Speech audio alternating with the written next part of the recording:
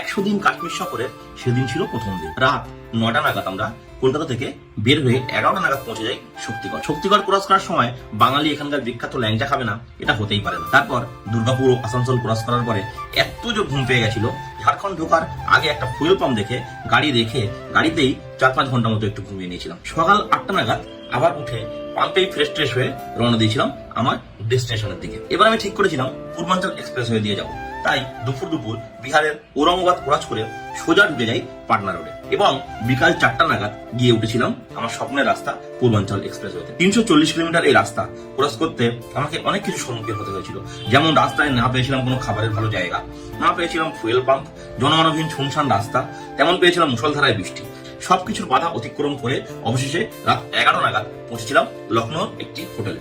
Short ভিডিওতে এর থেকে বেশি গল্প আর শোনা যায় না, তাই প্রথম দিনের জার্নিটা তোমাদের সঙ্গে শেয়ার করলাম।